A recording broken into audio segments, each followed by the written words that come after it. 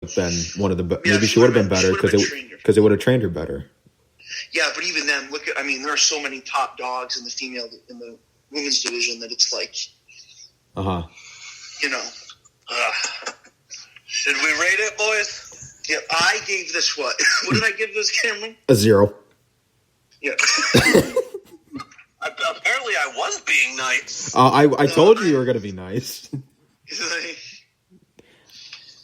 I gave it a 2. I said it would be a while before I gave wrestling another chance.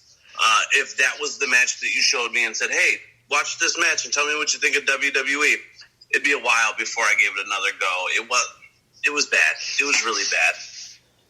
Also, just going back to Eve really quick, I think Eve's actually pretty good. I think she was a great heel. I think she's underrated. But she had those moments where she just smiled the whole match, even when Kelly was getting beat up. If you go back and watch it, it's just funny to watch. I'm like, why are you smiling? That's true. See, I don't think she really worked as a babyface as much. But once they turned her heel and she had the turn with Zack Ryder or whatever, I thought from there she's actually good. For sure, yeah. Yeah, no, I really, really liked Eve. I thought, honestly, and like you guys said, I think definitely for sure around this time, the Bellas were probably the best female thing in the company. Probably. Which is crazy to think. And they're definitely, in terms of pioneers for the women's division, I think they helped a lot with that. I would say that the only person that probably helped more in the past is probably someone like AJ Lee. Yeah. Those AJ Lee and Caitlyn matches were really good. Yeah. Maybe not more, but just some more examples of that. And overall, like I said, I'm happy that this just reminded me how happy I am that women's wrestling is where it's at today. Yeah, no, I agree 100% with that. So I went with a half star. It's not their fault, as I said. It is what it is, but I don't know.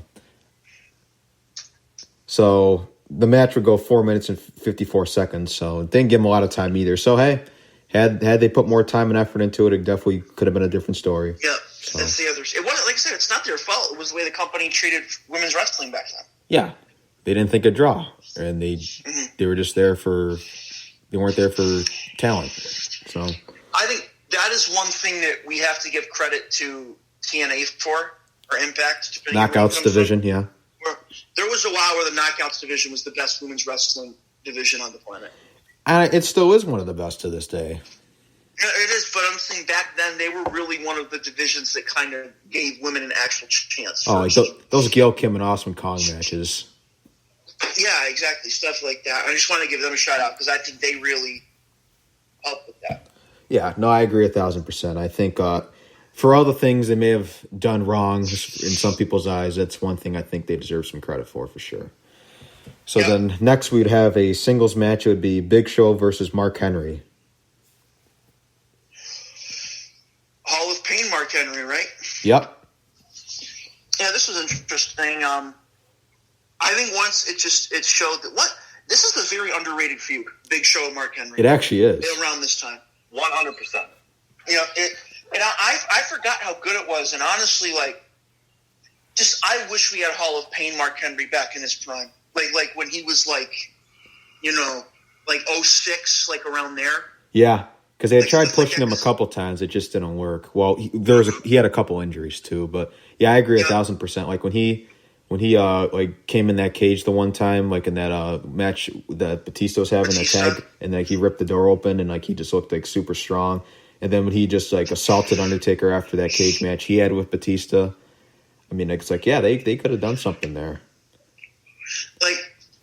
And this also showed I love the Hall of Pain character. Yeah. Because that's just how Mark Henry should be. He looked so intimidating when he's like that. Uh-huh. And his promos are actually good at this time as well. Well, actually, Mark wasn't bad on the mic, actually.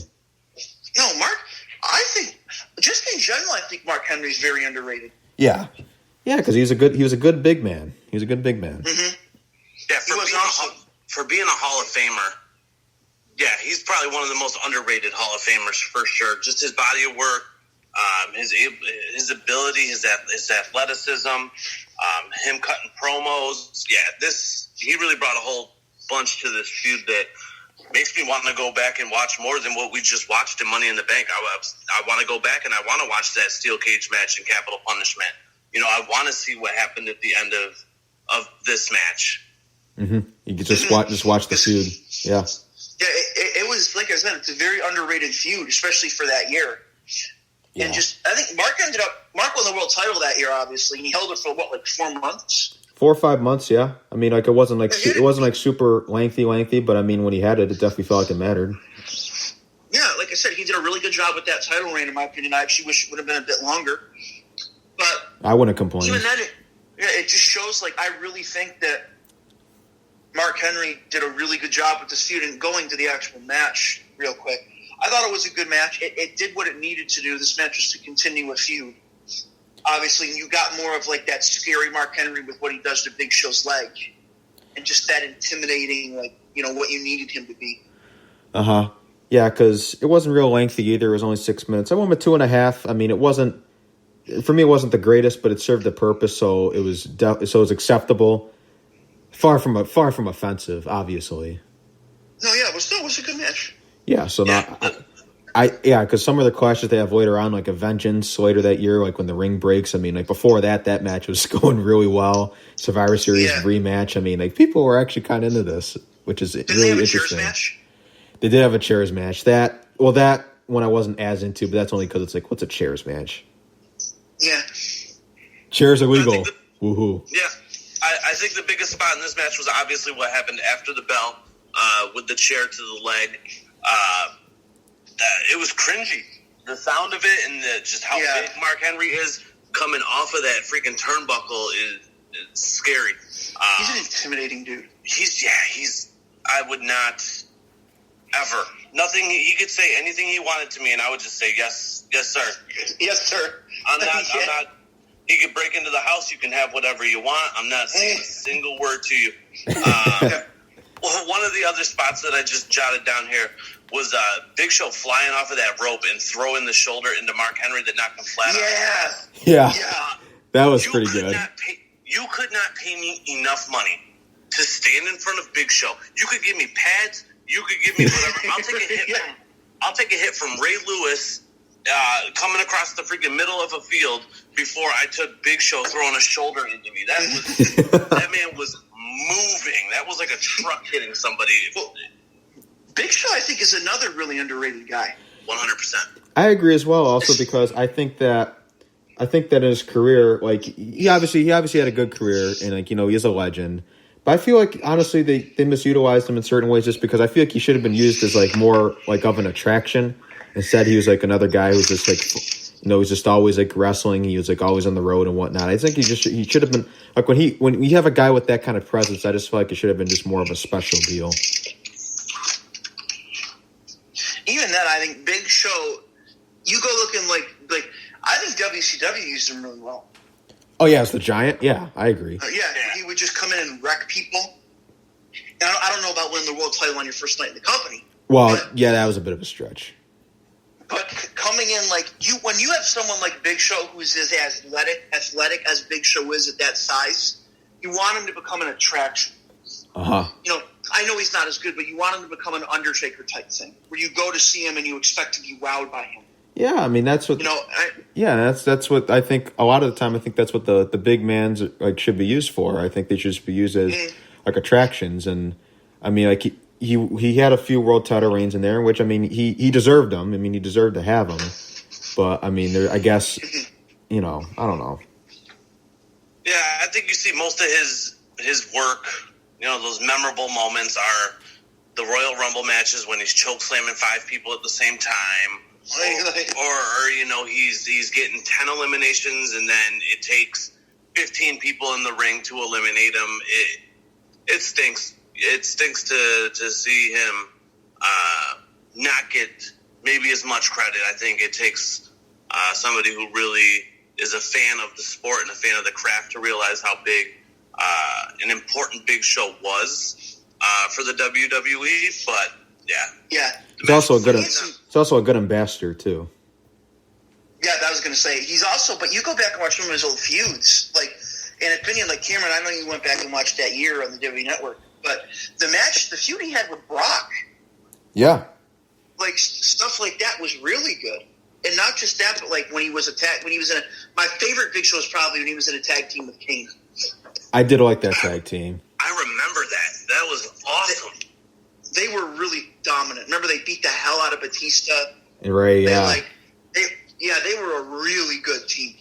And that was good. I also loved Big Show with Jericho, too. Jericho, yeah. Because you see that on Jericho paper, you think it's a weird mix, and somehow it worked. Mm-hmm. Yet again, you got Jericho, man, one of the greats as well in there. But Big Show 2 was another guy who, like we said, Mark Henry could get by in a promo. Big Show 2 could get by in a promo. Yeah, he definitely could. Big Show's really talented. Yeah. So, yeah, props to him for there. So, I went with 2.5. I think Josh also went with 2.5 as well. Yep. What did I go with? I think yours is actually lower than ours initially. No, I think I went with 2.5 here. Okay. I agree with you guys. No, I mean, here we are here. So, I mean, fun you match. could always, yeah. And the thing is, like, it wasn't a great match, but it did what it needed to do. It continued to feud. Yeah, no, and I match, understand that. Not every match in one feud is going to be a great match. You have to build to it. So I understand that, what they did. And their matches when Big Show came back were good, very good. Yeah.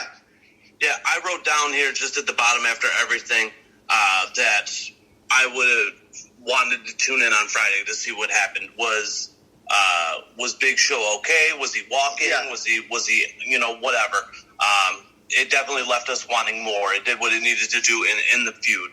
And I thought it was also interesting that as Big Show was there and they were putting the air cast on him, you could already feel in the crowd just started screaming CM Punk's name. And they had been doing it all night, but you could tell that they were really starting to get ready for it. We were kind of towards that halfway point in the show, and they were just ready to go. This was the first pay-per-view, and Cameron knows this, I bought by myself. I watched by myself. And I'll just say that I remember sitting there. This is probably that's not true. This is the first match that wasn't a Taker or Jeff Hardy match, because I was a Taker and Jeff Hardy mark. Cameron knows that. Mm-hmm. But this was probably the first one where I was sitting there for this night, and I said, if CM Punk does not win this match, I'm like... Never going to watch this ever again. Upset. Exactly. Like, it was that level. And, of course, I would have. But... Yeah. I was in that state of mind where I was like, he better win this. Like, it's going to ruin... I don't care if every single match before this is 5 stars. If CM Punk loses the main event, it's going to ruin the show. So then, after that, we'd have in the back Vince and Johnny Ace. They were talking, John Laurinaitis. And Josh Matthews would interrupt. John Laurinaitis! People power! People power! Josh Matthews would interrupt and try to get a word with Vince by asking him if Punk had re-signed. Vince would respond by simply saying no. And for the record, Punk is the biggest ingrate that he has ever dealt with in his life. He offered him the most lucrative contract that he's ever offered anyone, and he turned him down. So for the CM Punk fans, they should not blame him because he did everything imaginable to keep Punk a part of the roster. So it's not on him. And Josh Matthews then asked, what exactly did he say? Vince said that Punk told him to get out. And then Josh would start to ask about John Cena, and Vince would say that John Cena is the reason we had this problem to begin with. John Cena brought this upon him and everyone else. Cena insisted that this is what the fans wanted, and this being between him and Punk, everything was all on Cena. He finished by saying that if by some chance CM Punk leaves the building with the WWE Championship, then God have mercy on John Cena's soul. The next we would have the Raw WWE Championship Money in the Bank ladder match. It'd be Rey Mysterio versus The Miz versus Evan Bourne versus Jack Swagger, Alex Riley, R-Truth, Alberto Del Rio, and Kofi Kingston. Again, it was nice to hear that old Kofi theme. I'll say that. Uh-huh. This was another good one. In the beginning, I liked the Del Rio character in the beginning. It would just help if the guy who was playing it wasn't a complete, Yeah, jerk. There is that side of it too, I guess. But I again, going into this match here, I really liked this match actually. No, I thought it was pretty good. It wasn't as good as the first one with the SmackDown one, but